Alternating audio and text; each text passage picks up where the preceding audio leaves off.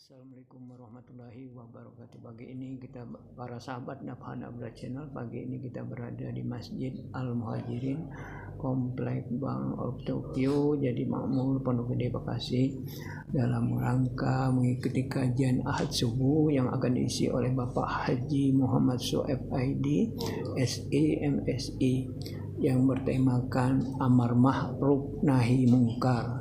Para sahabat sekalian, silakan menyaksikan. Assalamualaikum warahmatullahi wabarakatuh.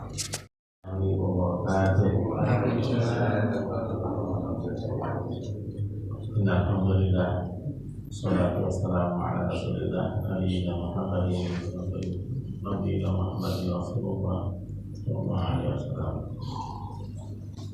La haula wala quwwata illa billah. Dan puji bagi Allah yang memberikan kepada kita berbagai kenikmatan, di antaranya nikmat iman dan Islam, dan nikmat sehat serta kesempatan sehingga kita bisa melaksanakan kewajiban kita, yaitu sholat subuh secara berjamaah di Masjid Al-Muhajirin. Kemudian kita sampaikan salam dan salawat kepada Nabi Muhammad SAW serta seluruh keluarga, sahabat dan umat yang telah istiqomah melaksanakan syariat Islam sampai hari nanti. Jemaah salat subuh yang berumur taala, sebelum kita mulai kajian kita, baiknya kita berdoa untuk dua orang tua kita yang telah mendahului kita, sahabat, tetangga kita, saudara-saudara kita yang juga mendahului kita. Semoga Allah SWT mengampuni mereka, menempatkan mereka di tempat yang terbaik di sisi Allah SWT. Demikian juga pada dua orang tua kita yang masih hidup, saudara kita, sahabat, tetangga kita yang pada pagi hari ini memberikan cobaan Allah SWT, baik berupa sakit maupun hal-hal lainnya. Semoga Allah SWT segera sembuhkan mereka dan kemudian diberikan pada mereka kesabaran untuk menghadapi cobaan dalam hidup ini. Begitu kita bacakan Al-Quran Al-Fatihah. A'udzubillahi minasyaitonir rajim. Bismillahirrahmanirrahim. Alhamdulillahi rabbil alamin. Ar-Rahmanir Rahim. Maliki yaumiddin. Iyyaka na'budu wa iyyaka nasta'in. Ihdinas siratal mustaqim. Siratal ladzina an'amta 'alaihim ghairil maghdubi 'alaihim waladdallin. Amin.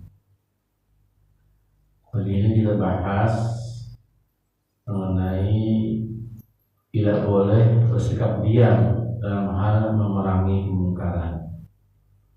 Ada satu pilihan bijak agar kita terhindar dari bencana yang bersumber dari memburukkan lidah kita, yaitu sikap diam. Rasulullah SAW bersabda, barang siapa yang beriman kepada Allah dan hari akhirat, maka hendaklah ia berkata baik atau diam. Di sini diriwayatkan oleh Imam Bukhari dan Muslim. Jadi pilihannya adalah kita berbicara atau berkata baik atau diam sama sekali. Nah, ini pilihan yang dari Rasulullah SAW sampaikan kepada kita sebagai umatnya. Jadi kita hendaknya berkata baik itu saling menasihati, berkata baik itu saling memberikan informasi yang baik, saling memberikan wejangan kepada sesama kita. Atau kalau kita tidak bisa berkata baik, maka lebih baik diam. Nah, sikap diam itu sendiri mengandung tentunya berbagai hikmah. Walaupun tidak semua orang bisa menikmati manisnya atau sekedar mencicipi sikap diam itu tadi. Rasulullah SAW bersabda, diam itu adalah hikmah, tapi sedikit orang yang melakukannya. Hadis diriwayatkan oleh Imam Baihaqi. Nah, dalam konteks dan situasi bagaimana kita harus bersikap diam. Minimal ada 6 perkara di mana kita harus bersikap diam dan menghindari perkara tersebut. Yaitu yang pertama, debat kusir. Nah, debat kusir ini dilarang oleh Islam. Dalam hal bolehnya ada berdebat, yaitu ketika mengedepankan logika dan dalil yang kuat. Nah, tujuan berdebat ini adalah untuk mencari kebenaran dan bukan untuk menjatuhkan lawan. Jadi sikap dari kita ketika kita berdebat kusir itu dilarang. Tapi kita boleh berdebat dalam hal apa? Dalam hal kita membuktikan kebenaran terhadap apa-apa yang disampaikan oleh kita terhadap orang lain yang berargumen bahwa apa yang disampaikannya itu adalah benar. Padahal kita tahu bahwa itu adalah kesalahan. Ya, kita boleh berdebat, kita boleh mengajukan argumentasi terhadap itu. Nah itu, tetapi dilarang kita untuk berdebat hanya untuk menjatuhkan lawan. Misalnya saya berdebat dengan si A, tapi saya ngotot memang benar apa yang saya katakan, tapi saya bisa menjatuhkan lawan itu tadi, atau mempermalukan. Itu yang tidak diperbolehkan dalam Islam. Metode yang digunakan dalam Islam adalah wajadilhum billati hiya ahsan, yang berarti berdebat dengan cara yang baik. Kita lihat di surat An-Nahl surat ke-16 ayat 125.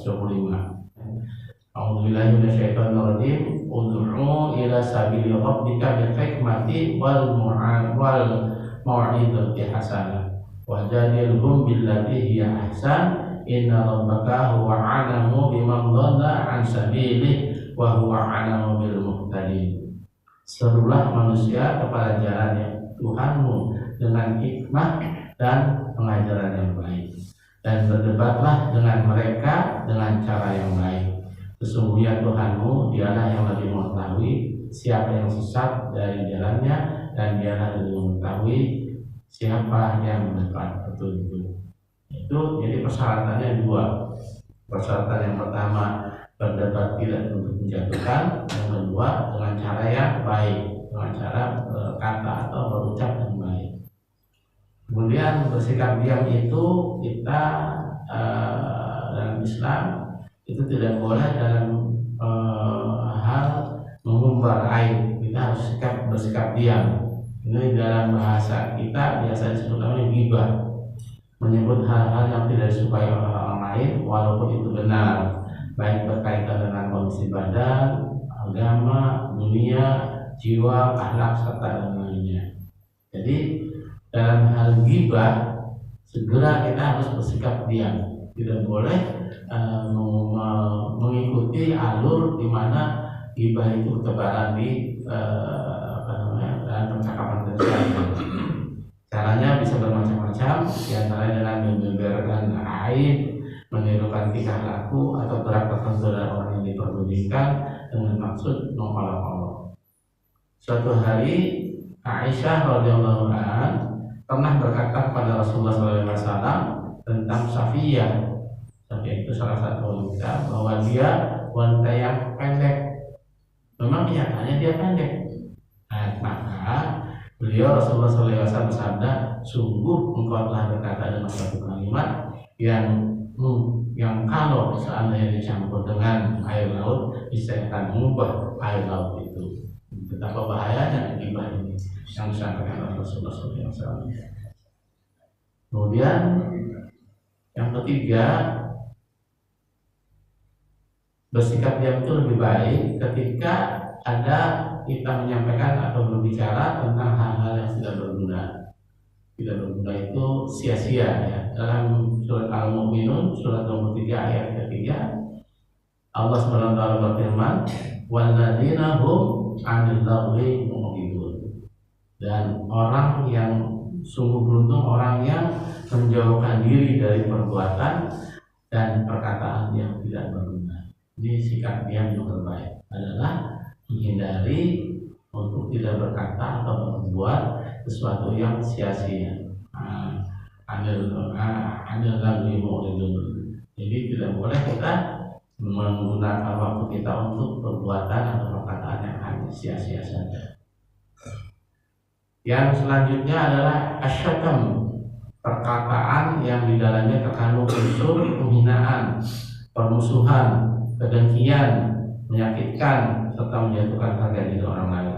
Itu tidak, lebih baik kita diam daripada kita menyampaikan sesuatu yang menyebabkan orang lain itu merasa terhina, menjadikan itu perkataan kita itu sebagai permusuhan atau kedengkian. Kedengkian itu dalam bahasa sehari-hari kita adalah tidak suka melihat orang lain senang dan senang melihat orang lain itu susah. Itu kedengkian. Jadi kita belajar dilarang untuk menyebarkan kedengkian karena kita sendiri tidak memiliki sesuatu yang menyebabkan kita dengki terhadap apa yang orang lain. Misalnya ada tetangga kita baru beli motor listrik baru gitu, nah kita dengki, wah pasti hasil dari apa namanya gitu. Pokoknya membuat kita iri hati, dengki. Nah ini yang tidak boleh dalam Islam. Yang selanjutnya adalah buhtan. Buhtan itu penyebaran kebohongan tentang seseorang atau rekayasa umum negatif tentang seorang yang tujuannya untuk menjatuhkan harga diri orang lain. Ini sangat banyak, bukan hanya perkataan, tapi bisa jadi hal itu adalah media sosial. Jadi hati-hati dengan dalam bahasa siapa yang mengatakan bahwa handphone itu adalah setan gepeng. Nah, ini bahayanya setan gepeng. Jadi ketika handphone dipakai untuk sesuatu yang menyebabkan orang lain terhina, itu tidak boleh. Apalagi penyebaran kebohongan yang disebut dengan hoax pada sekarang ini. Jadi menyebabkan hal itu akan menebar gosip atau fitnah nantinya. Suatu ketika ada seorang sahabat Rasulullah SAW yang mencemooh Imam Ali radhiyallahu anhu karena kepalanya yang tidak berambut alias botak. Nah, orang itu berkata, "Hai lihat, sudah datang si botak."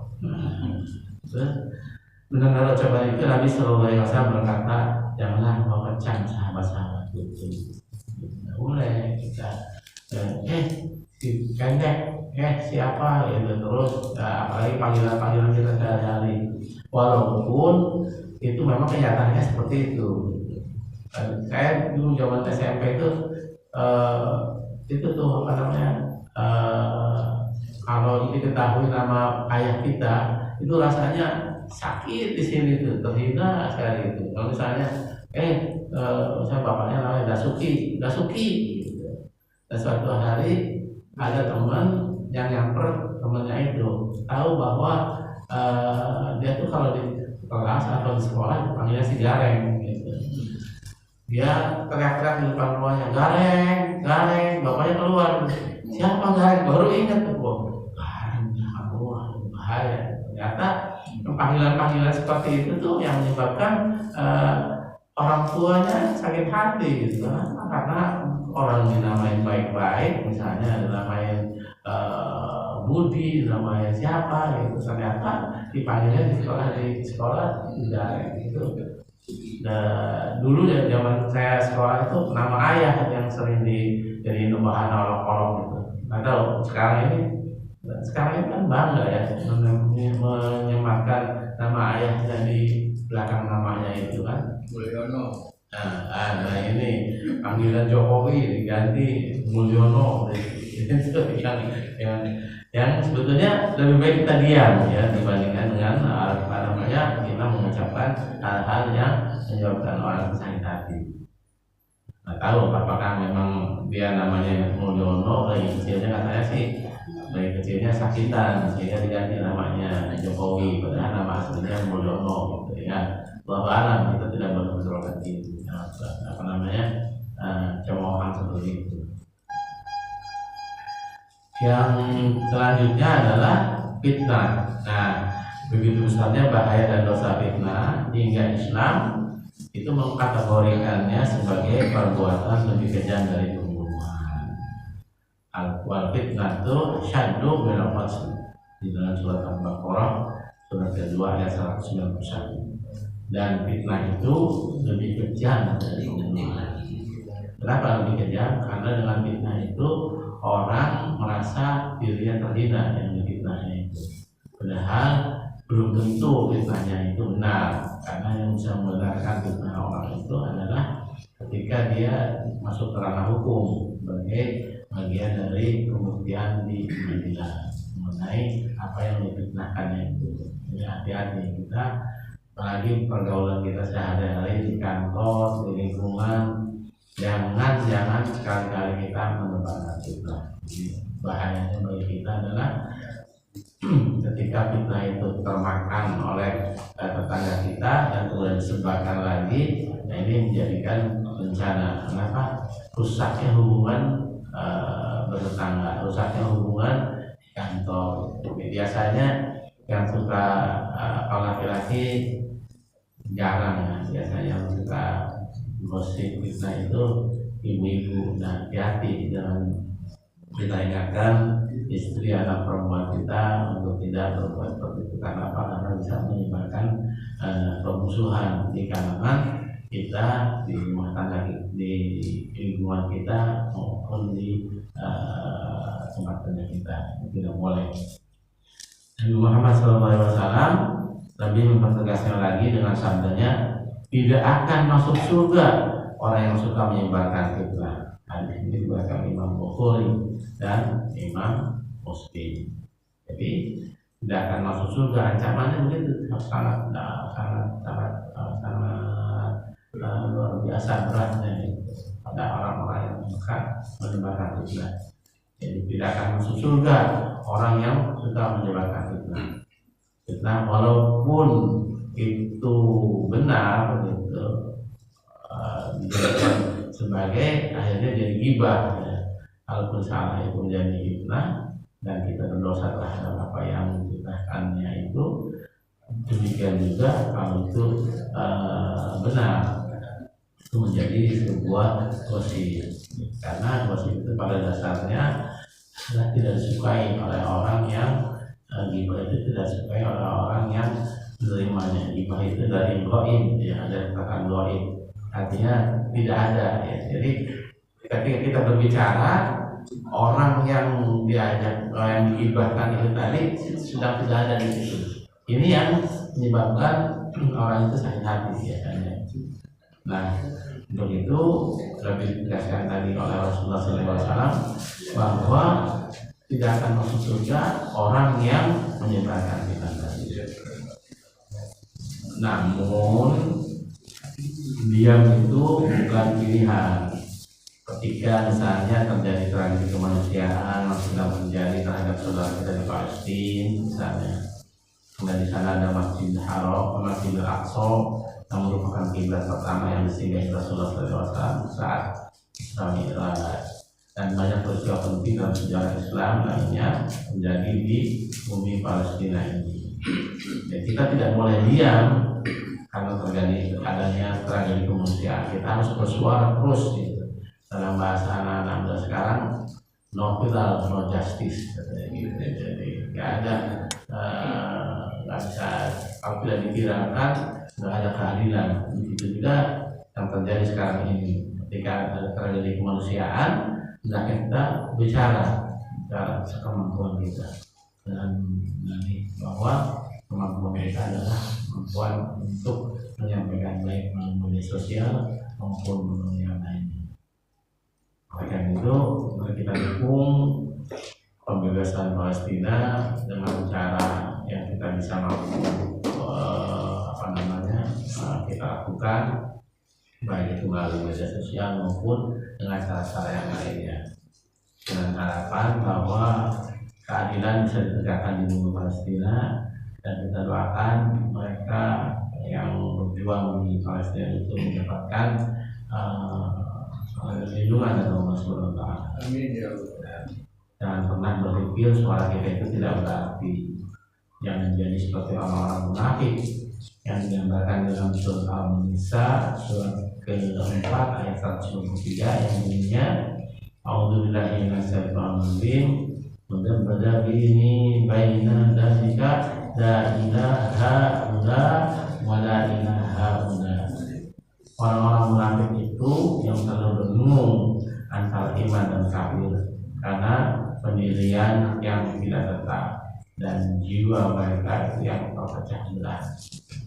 Orang-orang munafik itu senantiasa ragu-ragu terhadap apa yang dilakukan, tidak apa antara iman dan kafir, antara pendirian yang tidak tetap dan pendirian yang sesungguhnya. Apa tanda orang munafik itu? Dijelaskan dalam surah An-Nisa surat 4 ayat 142 ayat yang di atasnya. Bunyinya A'udzubillahi minasyaitonir rajim Innal munafiqina yukhadi'una Allah wa huwa yudhi'uhum wa idza qamu ila sholati qamu kusala. Sesungguhnya orang munafik itu hendak menipu Allah, tetapi Allah lah yang menipu mereka. Apabila mereka berdiri untuk sholat, mereka lakukan dengan malas atau asal-asalan. Kusala itu apa namanya?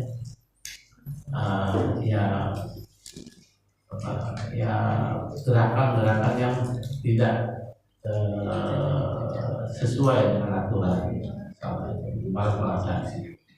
Oleh karena itu, kalau hati kita tidak bergerak mendengar tentang berita seperti korban-korban yang berjatuhan di Palestina, maka kita lihat bagaimana sholat kita. Masihkah kita bermalas-malasan, terutama dalam melaksanakan sholat isya dan subuh. Dan orang-orang munafik itu sangat tidak ingin melaksanakan sholat ketika ada panggilan adzan, terutama di dua sholat, yaitu sholat isya dan sholat subuh. Jadi ciri dari orang-orang munafik. Maka tanyai diri kita, bagaimana kita melaksanakan sholat isya dan sholat subuh kita terutama. Apakah kita masih bermalas-malasan, menunda-nunda ketika ada panggilan adzan dari misalnya dari Pak Herli sekarang ini sholat isya dan sholat subuh, ya itu maka kita memperbaiki atau koreksi diri untuk senantiasa melakukannya supaya kita terhindar dari sifat munafik tadi. Munafik itu bermuka dua ya, jadi ada ucapan mulut yang mengucapkan A tapi hatinya bilang B, itu orang yang munafik. Dalam Al-Quran dijelaskan bahwa ketika dia menjalankan sholat, melaksanakan sholat itu kusala. Kusala itu artinya bahwa dia bermalas-malasan, tidak sungguhnya. Nah, ajaran Islam menjelaskan tentang anjuran untuk saling mengingatkan pada kebenaran, beramar ma'ruf nahi munkar, mengajak kebaikan dan mencegah kemungkaran, dan membiarkan kezaliman tanpa ada nasihat dapat menimbulkan kekacauan tentunya. Keterangan ini didasarkan dari sabda Rasulullah SAW yang menegaskan perihal kebebasan untuk menyampaikan pendapat. Dalam sebuah hadis dari Abi Sa'id Al-Khudri, Rasulullah SAW bersabda, "Afdalul jihadu kalimatun adl inda sultanin jahil." Di jihad yang paling utama adalah mengatakan kata-kata yang adil atau yang benar. Jihad utamanya ketika kita mengatakan kata-kata yang benar, maka itu termasuk sebagai jihad kita di hadapan pemimpin yang benar. Jadi menyampaikan koreksi terhadap apa-apa tindakan-tindakan pemimpin kita yang zalim, maka itu sebagai satu bentuk jihad kita untuk menegakkan kebenaran. Jadi Rasulullah SAW menyampaikan jihad yang paling utama adalah mengatakan kata-kata yang adil atau benar di hadapan pemimpin yang zalim. Nah, pemimpin yang zalim itu bisa kita kategorikan adalah mereka yang menyimpang dari ajaran Islam, menyimpang dari ketentuan atau syariat yang sudah ditegaskan di dalam Islam itu sendiri. Karena itu, mari kita sama-sama introspeksi diri kita, bermuhasabah untuk saat bertanya dalam diri kita. Jangan sampai kita termasuk golongan orang-orang munafik yang disebut dalam banyak ayat Al-Quran. Kita tidak sadar bahwa ada penyakit hati di dalamnya, yaitu sifat munafik, sifat yang selalu menyampaikan sesuatu yang tidak sesuai dengan hati nurani kita, sifat yang selalu menganggap bahwa diri kita yang paling benar. Karena orang-orang munafik itu dalam Al-Quran disebutkan hubungannya adalah mereka akan dimasukkan ke dalam neraka yang paling dasar, dan maksudnya tidak teraspal. Jadi neraka yang neraka aja udah panasnya luar biasa, apalagi di keraknya neraka. Di neraka itu paling bawah ya. Jadi aspal itu sesuatu yang di dasarnya. Oleh karena itu mari kita senantiasa bermuhasabah ini untuk tidak melakukan hal-hal yang sifatnya bisa mengundang kita menjadi orang-orang munafik. Jaga diri kita, jaga keluarga kita untuk senantiasa mengucapkan kata yang benar atau diam sama sekali tidak berkata. Nah, dalam Al-Quran disebutkan ya ayyuhalladzina amanu lima taqulu ma la taf'alun. Jangan engkau mengatakan sesuatu yang tidak engkau kerjakan. Dalam ayat-ayatnya disebutkan di Allahnya kabura maqtan indallahi an taqulu ma la taf'alun. Allah sangat membenci terhadap apa-apa yang kamu kerjakan yang tidak sesuai dengan apa yang kamu perbuat. Jadi kita ngomongnya, oh ayo kita bergotong royong, ayo kita tegakkan keadilan, ayo kita berantas korupsi atau berarti kenyataannya alam sampai dengan saat ini belum ada tanda-tanda untuk mendapatkan kemerdekaan. Nah, ini menjadi pelajaran bagi kita pagi hari ini. Semoga kita bisa mengambil hikmah dari pelajaran yang kita saya sampaikan pagi hari ini. Semoga semuanya bisa menjadikan kita sebagai umat yang senantiasa mendapatkan petunjuk dari Allah Subhanahu wa Ta'ala. Baik, itu saja mungkin yang saya sampaikan pada pagi hari ini. Mudah-mudahan bermanfaat. Mari kita tutup dengan doa kafaratul majlis. Subhanaka Allahumma bihamdika asyhadu